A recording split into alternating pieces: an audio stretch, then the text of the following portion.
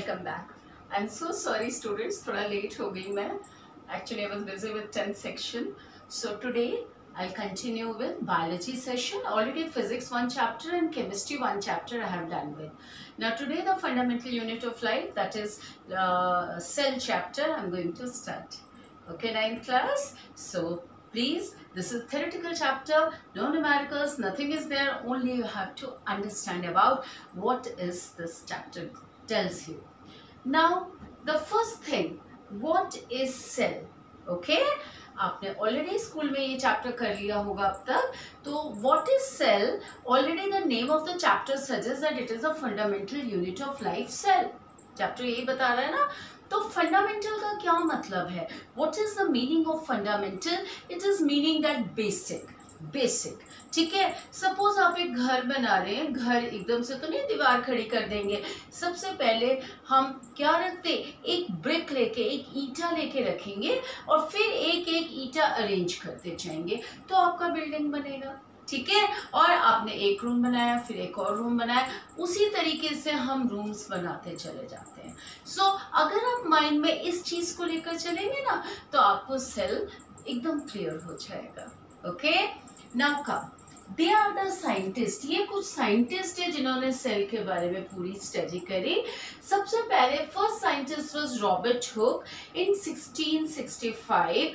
इन्होंने सबसे पहले सेल को स्टडी करा, ऑब्जर्व करा। कैसे? इन्होंने बार्क ऑफ द ट्री का मतलब है छाल। आपने देखा होगा बड़े बड़े जो ट्रंक्स होते हैं ट्री के, उसके चारों तरफ से छाल होती है। वो छाल उन्होंने लिया और जब उन्होंने अपने बनाए हुए माइक्रोस्कोप से जब देखा तो उन्होंने क्या देखा उस माइक्रोस्कोप में? जब स्लाइस काटे उस कॉर्क के, उसको कॉर्क कहा जाता है, बार्क ऑफ द ट्री जिसको कि कॉर्क कहते हैं, उसकी रॉबर्ट हुक ने पतली पतली साइजेस काटी।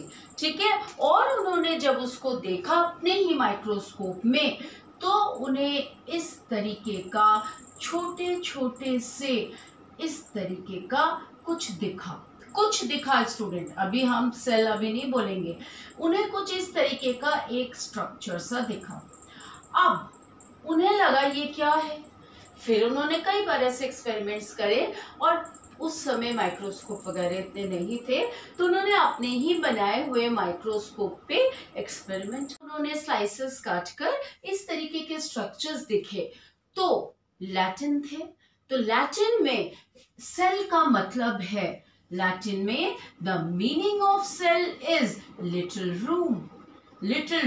सेल का मतलब है लिटिल रूम। और उन्होंने यहाँ पे देखा कि हनी बी कूम स्ट्रक्चर। क्या मतलब है?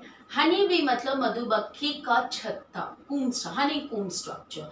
ठीक है, हनी बी कूम स्ट्रक्चर उन्हें मधुमक्खी के छत्ते जैसा दिखा और इस तरीके का समहाउ एक स्ट्रक्चर देखा उन्होंने। और ये जो छोटे छोटे ये जो कंपार्टमेंट्स बने उनको उन्होंने नाम दे दिया सेल, जिसका कि लैटिन में टर्म होता है लिटिल रूम्स।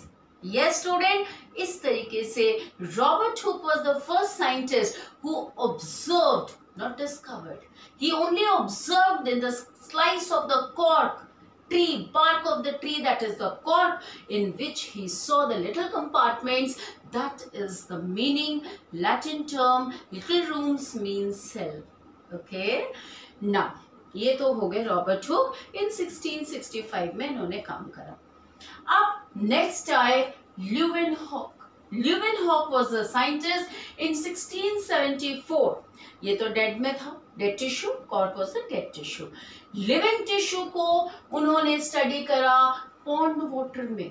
उन्होंने पॉन्ड वाटर से एक सेल, एक कोई ऑर्गेनिज्म लिया और जब उसकी स्टडी करी प्रॉपर माइक्रोस्कोप में, तब उन्होंने क्या देखा कि सेल दिखता तो कुछ ऐसा ही है बट देयर इज कुछ ऐसा दिख रहा है एक्चुअल में लिविंग सेल के अंदर। और ये इस तरीके से उन्होंने डिस्कवर करा और लिविंग सेल में the first cell was discovered by Leeuwenhoek. Okay, ऐसे करके हम एक एक करके साइंटिस्ट आते गए। नेक्स्ट साइंटिस्ट को जब इसके बारे में पता चला कि ये क्या चीज है, and Robert brown was the scientist in 1831 discovered nucleus. आज हम डिस्कवरी पढ़ रहे हैं, ठीक है। इसके बाद मैं सेल स्टार्ट करूंगी, पूरा तो हो नहीं पाएगा एक वीडियो में, so part by part I will go along, okay. Next Purkinje was a scientist in 1839 जिन्होंने इसके अंदर की फ्लूइड की डिस्कवर की, which is known as protoplasm. Protoplasm देखो एक एक करके डिस्कवरी होती जा रही है, okay. Next is Schleiden and Schwann, इन्होंने फाइनली एक थ्योरी बना ली जिसको कि बोलते हैं सेल थ्योरी। इन्होंने अपने सेल थ्योरी में क्या कहा कि cell which is the structural and functional unit of living body, and yes student, cell is the basic unit of life.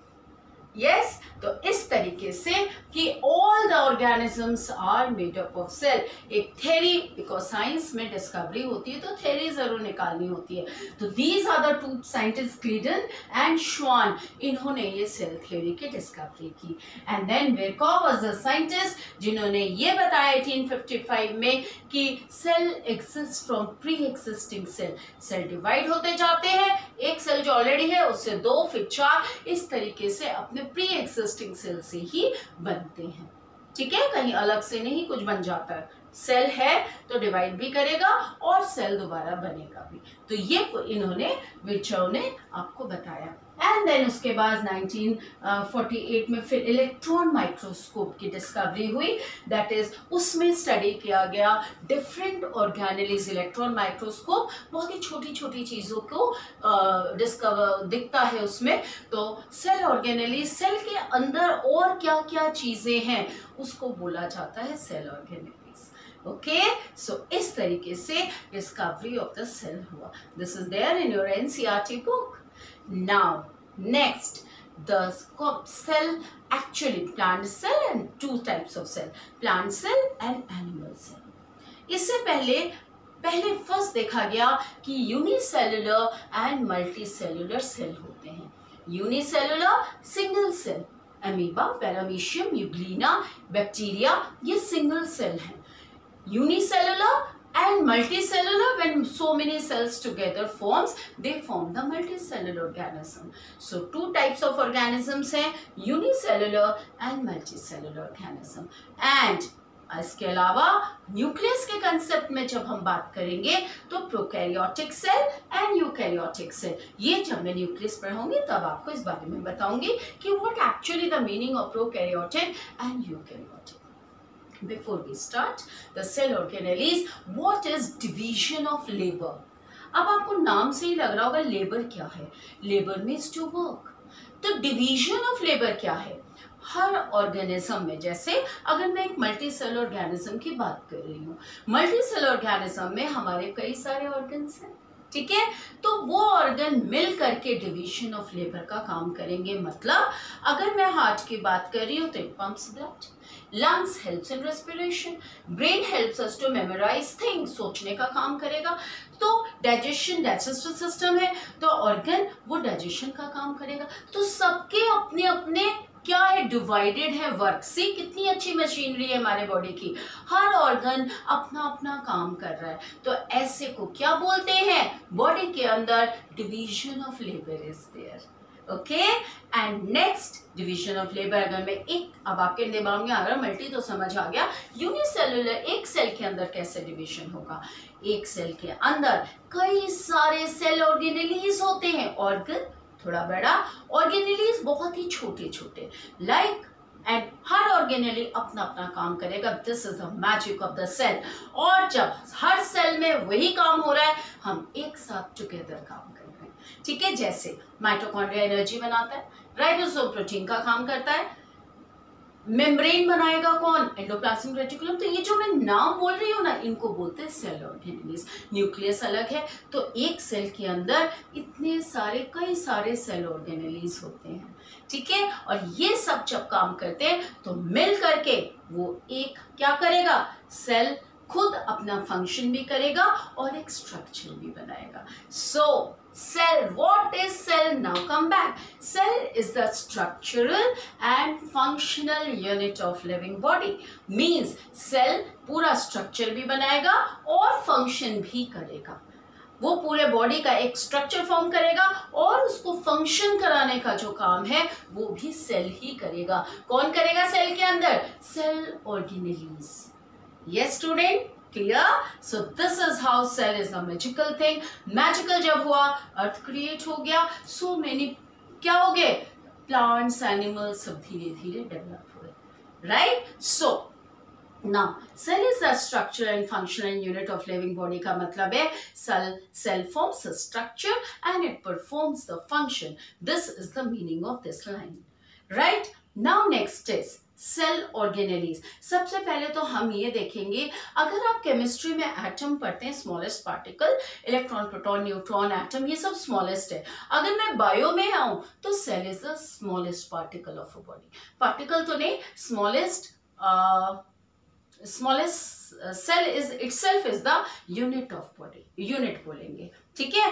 अब सेल जब कंबाइन होंगे तो टिश्यूज बनेंगे.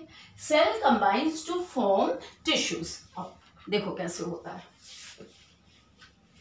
अब अगर सेल कंबाइन करेगा तो क्या फॉर्म करेगा? टिश्यूज. टिश्यूज क्या होते हैं? It is a combination of cells. And जब टिश्यूज कंबाइन करेंगे तो ऑर्गन बनाएगा. ऑर्गन लाइक, यस, इंटेस्टाइन एक ऑर्गन है, हार्ट एक ऑर्गन है, ब्रेन एक ऑर्गन है, और बोलो लंग्स, तो ये eyes, these are all organs. Organ जब कंबाइन करेंगे तो पूरा सिस्टम बनाता है. लाइक अगर मैं डाइजेस्टिव सिस्टम की बात करूं तो डाइजेस्टिव सिस्टम एक ऑर्गन सिस्टम है जिसमें कौन कौन से ऑर्गन्स आएंगे? सबसे पहले माउथ आएगा, फिर क्या आएगा? इसोफेगस, फेगस और the food pipe, stomach, intestine, liver, yes, the small intestine, large intestine, ये सारे आपके ऑर्गन सिस्टम. अगर मैं रेस्पिरेशन की बात करूं तो क्या होगा? नोज से शुरू होंगे, नोज एक organ, trachea, wind pipe, then lungs, alveoli, ये सारे. तो अलग अलग सिस्टम में अलग अलग ऑर्गन्स फॉर्म करेंगे, known as organ system.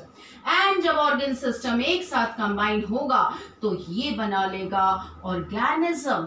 Now एक चीज मुझे बताओ, what is the meaning of organised? Yes student, organised का क्या मतलब है? जल्दी बताओ. ऑर्गेनाइज्ड में सिस्टमैटिक.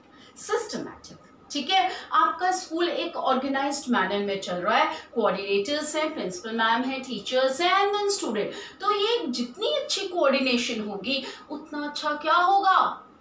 ऑर्गेनाइज्ड वे में आपका सिस्टम चलेगा. कोई भी कंपनी अगर सिस्टमेटिकली सब कुछ हो रहा है तो organised manner, when the body, all the organs and organ systems are performing organised manner में काम कर रहे हैं, तो हमने उसको क्या बोल दिया? ऑर्गेनिज्म. ऑर्गेनिज्म पूरा परफेक्ट. आपके अंदर the system is perfect, the organs are perfect, सब कुछ आपके बॉडी के अंदर एक सेट है और आप क्या बन गए? ऑर्गेनिज्म बन गए. Yes, okay. Now next cell organelle हम लोग शुरू करने जा रहे हैं. ठीक है, आ जाओ. अब सेल ऑर्गेनेलीज मीन्स सेल के अंदर की पार्ट्स की बात बता रही हूं मैं. ठीक है, तो सेल, एक सेल के अंदर क्या क्या होता है जरा यहाँ देखो, ये देखो. ओके, सो सेल ऑर्गेनेलीज मीन्स सेल के अंदर कौन कौन से पार्ट्स होते हैं जो अपना अपना फंक्शन कर रहे हैं. सच अ मैजिकल इट इज. सी, एक सेल के अंदर, सिंगल सेल जो कि हम माइक्रोस्कोप के बिना देख ही नहीं पाएंगे, उसके अंदर see plasma membrane, cell wall, endoplasmic reticulum, nucleus, Golgi bodies, mitochondria, lysosomes, plastids and vacuoles. ये एक एक करके हमें इस चैप्टर में हर एक के बारे में स्टडी करना है. ओके, स्टार्ट करें. सबसे पहले first I start with plasma membrane. Plasma membrane student very very important part. And ये जो इतने सारे हमने देखे सेल ऑर्गेनेलीज, कुछ प्लांट में होंगे, कुछ एनिमल में होंगे, कुछ दोनों में ही प्रेजेंट होंगे. सो लास्ट में when I cover all this, then I will tell you the difference between cell, plant cell and animal cell. वो आप खुद ही बोलेंगे. Let me explain first. मैं शुरू में ही बोल दूंगी, आप लोगों को कुछ मालूम नहीं होगा तो ये प्रॉब्लम आएगी। Let me explain all the components of the cell, ठीक है। इसके बाद आपसे मैं डिफरेंस पूछूंगी। आई थिंक 8th क्लास में आप ऑलरेडी थोड़ा बहुत सेल के बारे में पढ़ के आए हैं, right. Now first topic is plasma membrane.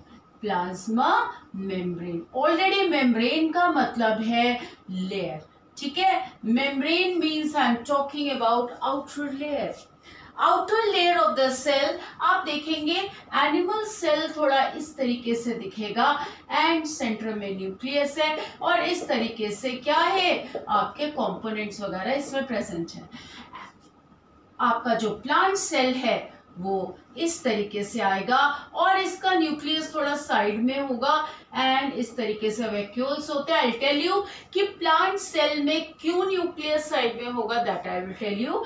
And again इसके बाहर एक और वॉल होगा which is known as cell wall.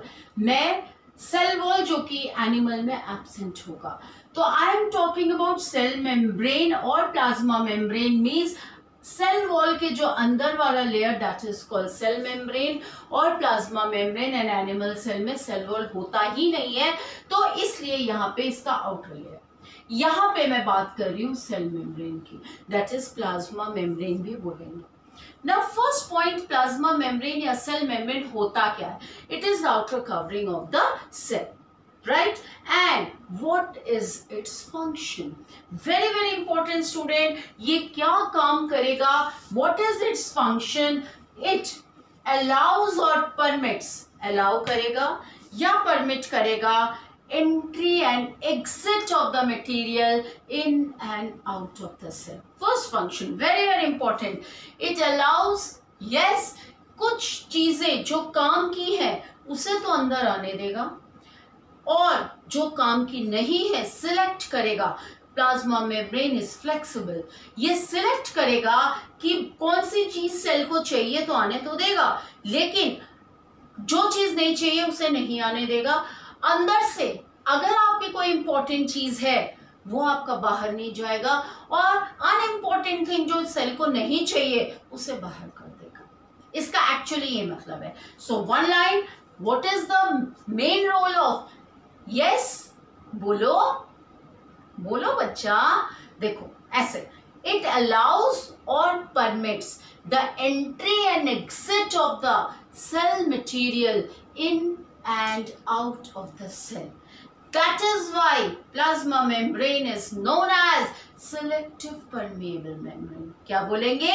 Selective permeable membrane, मतलब सिलेक्ट कर करके या तो अंदर आने देगा या बाहर आने देगा। फॉर एग्जांपल, आपको ऑक्सीजन की जरूरत है तो आप क्या करेंगे, बाहर करेंगे कि अंदर लेंगे? अंदर लेंगे ना, तो आप ऑक्सीजन अंदर ले लें।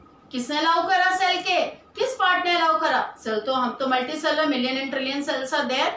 किसने अलाउ करा? सेल मेम्ब्रेन ने, ठीक है। प्लाज्मा मेम्ब्रेन ने ऑक्सीजन को अंदर आने दिया और दूसरे गैसेस को नहीं अंदर आने, नाइट्रोजन वगैरह गैसेस को नहीं अंदर आने दिया, ओनली एयर में से ऑक्सीजन को अंदर आने दिया।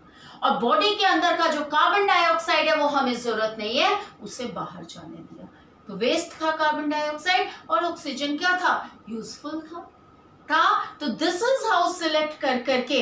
अनदर एग्जांपल, स्वेट, पसीना आता है। पसीना, बहुत गर्मी होती है तो आपके प्लाज्मा मेम्ब्रेन जो आउटर लेयर है, स्किन है, उसमें छोटे छोटे क्या होते हैं? पोर्स, छेद होते हैं। उसके अंदर से आप देखेंगे पसीना बाहर आ रहा है और कुछ बाहर नहीं आ रहा है, पसीने के साथ थोड़ा बहुत सॉल्ट भी आ जाता है। क्लियर? सो पसीने को तो जा रहा है बाहर, मीन्स गर्मी को बाहर निकाल रहा है, राइट? बट और किसी चीज को ना अंदर आने देगा न जाने देगा। This is why it is known as selective permeable membrane, select कर करके देगा। Now again the major function मैं फाइनली बोल रही हूँ, plasma membrane allows or permit the entry or exit of the material in and out of the cell. That is why it is known as selective permeable membrane. 2 marks question. Why plasma membrane is called selective permeable membrane? एक और question आता है pattern, if plasma membrane is not there then what will happen to the cell? बोलो, अगर plasma membrane नहीं होता तो अंदर के सारे सब्सटेंस स्पिल आउट हो जाते बाहर, सारे बाहर आके फैल जाते and ultimately the cell dies off, मर जाएगा. Okay, so these are pattern of questions जो कि प्लाज्मा मेम्ब्रेन से बनता है. Now plasma membrane is made up of, yes, cellulose, cellulose तो सेल वॉल होता है. Plasma membrane is made up of lipids and proteins. Lipids ये fats होते हैं, लिपिड्स और प्रोटीन इन चीजों से बनता है. अब हम देखेंगे ये चीजें इसको प्रोवाइड कौन करेगा, कौन देता है इसको बनाने के लिए. But plasma membrane is composed of lipids and protein. Okay, अब अनदर फैक्टर इज ये जो अंदर आना और जाना, इनके कुछ टर्म्स होते हैं, टर्म्स बोलते हैं, जो कि आएगा आपका डिफ्यूजन, डिफ्यूजन जो कि आपने मैटर चैप्टर में भी पढ़ा था, एंड ऑस्मोसिस. ऑस्मोसिस ये क्या टर्म्स हैं, डिफ्यूजन और ऑस्मोसिस. डिफ्यूजन हम पढ़ते हैं ज्यादातर गैसियस के लिए, या डिफ्यूजन यूनिसेल ऑर्गेनिज्म में फूड का लेना, वेस्ट मटेरियल का बाहर निकालना, वाटर का भी लेना एंड गैस. बट मल्टीसेलर में जो हम लोग हैं प्लांट्स एंड एनिमल्स बड़े बड़े, वहां पे डिफ्यूजन ज्यादातर गैसियस एक्सचेंज में एक्सचेंज करने के लिए होते हैं. एक्सचेंज का मतलब है हम ऑक्सीजन को लेते हैं और कार्बन डाइऑक्साइड को दे रहे हैं, तो ये डिफ्यूजन का केस होगा. Now definition, what is diffusion? It is the spontaneous movement या flow of gases from high concentration to low concentration on its own. Already I have explained you in matter chapter. Clear? Diffusion अपने आप से होगा, ज्यादातर ये gaseous exchange में ही use होते हैं, but unicellular water and food waste material इन सब चीजों में भी यूज हो जाता है कभी कभी diffusion. ओके, बट हमारे में ज्यादातर एक्सचेंज ऑफ गैसेस में ही यूज करते हैं. Next is osmosis. फिर क्या है? It is a special case of diffusion. Very important student. Osmosis again is a very important. Osmosis आपके बायोलॉजिकल फैक्टर में यूज करते हैं, बायोलॉजी में यूज करते हैं. नाउ अगेन ऑस्मोसिस डिफ्यूजन में एक सिंपल सा डिफरेंस है, ज्यादा डिफरेंस नहीं है. It is the flow for the passage of water. See, यहां मैं वाटर की बात कर रही हूँ ऑस्मोसिस में. It is the passage of water from high concentration to low concentration through semi permeable membrane और सिलेक्टिव परमिएबल मेम्ब्रेन और प्लाज्मा मेम्ब्रेन. कितने सारे नाम हैं, सेमी परमिएबल, सिलेक्टिव परमिएबल और प्लाज्मा मेम्ब्रेन. अगर वो प्लाज्मा मेम्ब्रेन से होकर जा रहा है, that means we are talking about osmosis. High concentration to low concentration. Low concentration से हाई कॉन्सेंट्रेशन कभी भी नहीं होगा. अब बात आती है, आपको लग रहा होगा कॉन्सेंट्रेशन क्या है. कुछ लोग समझ लेते हैं बच्चे, स्टूडेंट्स, कि अमाउंट नहीं है. कॉन्सेंट्रेशन का मतलब आप ये मत सही है कि बहुत ज्यादा पानी इधर है तो इधर चला जाएगा. Another way you are right, but यहाँ हम सिर्फ पानी की बात नहीं करेंगे, कॉन्सेंट्रेशन का मतलब समझो पहले तो आपको क्लियर होगा. सपोज इफ आई से कॉन्सेंट्रेशन, सपोज एक सेमी परमेबल मेम्ब्रेन खड़ा करा मैंने, बीच में आपका एक सेमी परमेबल मेम्ब्रेन आ गया. यहाँ पे आपने 1 लीटर पानी लिया, 1 लीटर ऑफ वाटर. यहाँ पे भी आपने 1 लीटर ऑफ वाटर लिया. क्या ये कॉन्सेंट्रेशन हो गया? नो, क्योंकि दोनों साइड अमाउंट तो सेम ही है, वॉल्यूम आपने सेम लिया, 1 litre. This is not concentration. आप कह रहे हैं हाई टू लो, कहाँ हाई टू लो, ये तो 1 लीटर ही लिया दोनों साइड. बट अगर मैंने इसमें सपोज मैंने यहाँ पे 10 ग्राम ऑफ शुगर लिया और मैंने यहाँ पे 50 ग्राम ऑफ शुगर लिया, क्या डिफरेंस हुआ स्टूडेंट? जल्दी बोलो. 10 ग्राम शुगर यहाँ लिया, 50 ग्राम शुगर यहाँ लिया, क्या डिफरेंस आ गया सॉल्यूशन में? सॉल्यूशन क्या होता है? इसको बोलते हैं सॉल्यूट, जिसे कि हम ऐड करते हैं किसी चीज में, पानी में ज्यादातर पानी होता है. Solute mean the substance which we are mixing. Solvent जिसमें हम मिला रहे हैं, चीनी मिला रहे हैं पानी में, तो चीनी क्या हो जाएगा? Sugar is solute and water is solvent. Salt in sugar, salt in water, salt is solute, water is solvent. And जब हम इन दोनों चीजों को मिलाते हैं तो हम बोलते हैं सॉल्यूशन. क्या बोलते हैं स्टूडेंट? सॉल्यूशन। अब क्या इसमें पानी ज्यादा है कि कम है?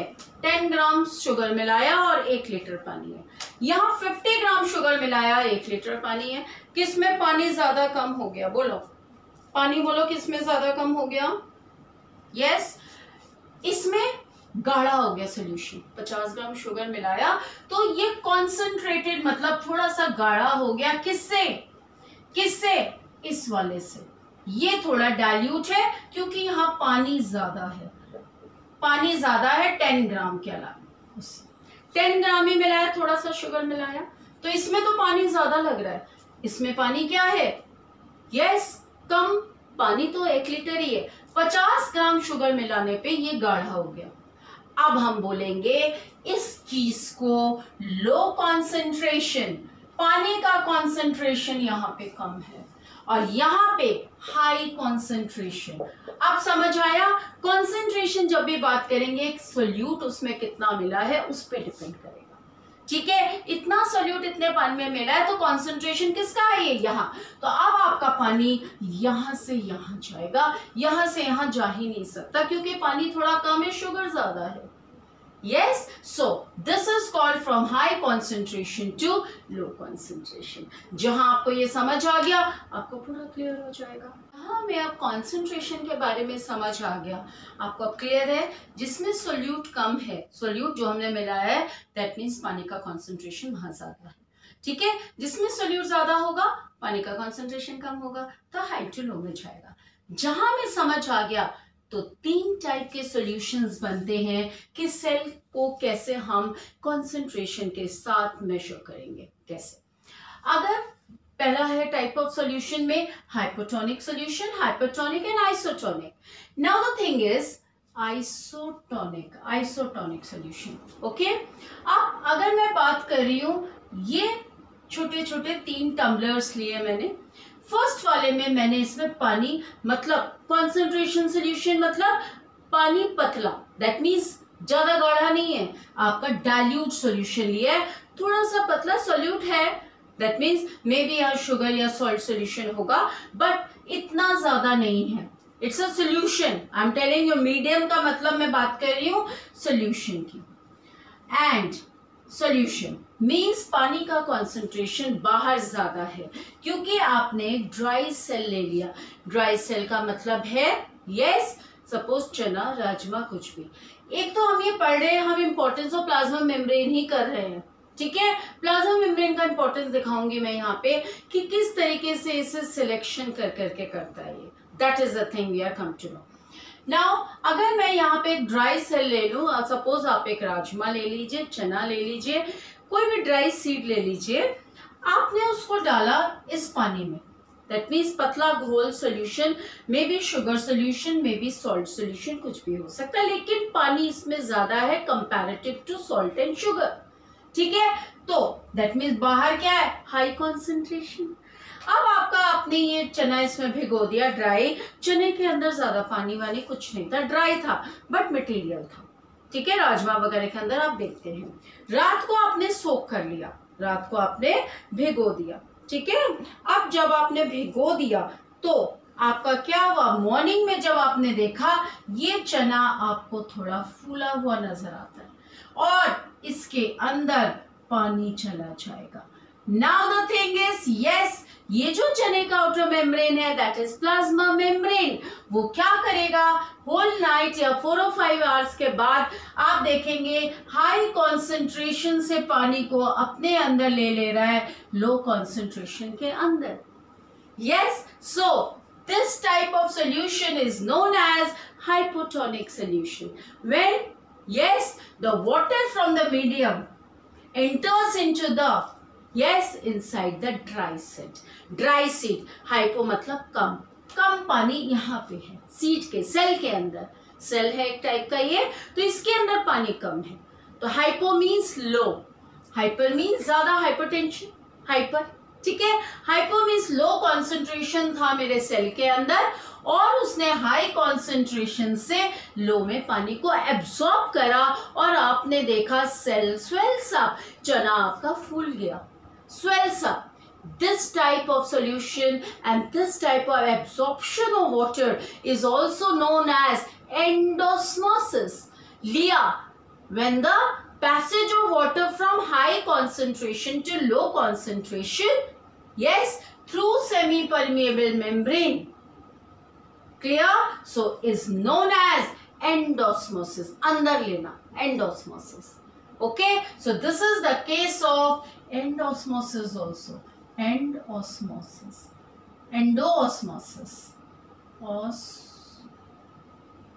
Osmosis. Yes, endosmosis. Okay, endosmosis. Endo मतलब अंदर. अब आ जाए यहाँ हाइपरटोनिक. हाइपरटोनिक में बाहर मीडियम कॉन्सेंट्रेटेड है. मीन्स शुगर सोल्यूशन या जो भी सॉल्ट सोल्यूशन है वो आपका क्या है, गाढ़ा गाढ़ा सोल्यूशन. अंदर देखो पानी ज्यादा है. अगर मैंने ग्रेप्स ले लिया, ग्रेप्स एक ले लिया मैंने और अंदर बहुत ज्यादा क्या है, पानी है. You all know grapes. Yes, बोलो अंगूर. यस, नाउ ग्रेप्स में आपका क्या है, पानी ज्यादा है. आपने इसे कुछ देर के लिए रख दिया, 1 or 2 hours. फिर आप क्या देखेंगे, ये धीरे धीरे श्रिंक हो जाता है इस तरीके से, क्योंकि इसके अंदर का पानी अब बाहर आ जाएगा, क्योंकि यहाँ पे पानी का कॉन्सेंट्रेशन लो था, क्योंकि ये क्या था, गाढ़ा सोल्यूशन था, तो सोल्यूट ज्यादा था और पानी कम था, लो कॉन्सेंट्रेशन. तो आपका ग्रेप्स के अंदर पानी ज्यादा था, तो high concentration to low concentration and the cell will shrink, पिचक जाएगा. तो this is known as exosmosis. Exosmosis, exosmosis. ठीक है, पानी एग्जिट मतलब पानी बाहर आ गया. ये एक टाइप का सॉल्यूशन हुआ एक्सोस्मोसिस, जिसमें सेल श्रिंक करेगा. इसमें स्वेल कर जा रहा था, यहाँ बाहर से अंदर जा रहा हाई टू लो, और यहाँ अंदर से बाहर आ रहा है, क्योंकि सेल के अंदर पानी ज्यादा था. पानी अलोंग विद क्या, जो भी उसका सुगर या सॉल्ट सॉल्यूशन सुगरी, और बाहर आपका कॉन्सेंट्रेटेड गाढ़ा था, इसका मतलब पानी कम हो गया गाढ़े से. Next is isotonic. ना तो पानी बाहर गया ना अंदर गया, कुछ भी नहीं हुआ. आप अगर सब्जियां थोड़ी देर के लिए भिगो दोगे, कुछ भी नहीं होगा. That means neither high to low nor low to high. That means it is known as isotonic solution. Yes, isotonic. अब देखो एक एग्जांपल डेली लाइफ में, अगर आप वेजिटेबल्स या अगर आप फ्रूट काट के रखते हैं, आप अगर उसके ऊपर नमक छिड़का दें, या खीरा काट के रख रहे हैं या क्यूकम्बर, तो अगर आप इसमें नमक छिड़कते हैं तो पानी बाहर आ जाता है. क्यों?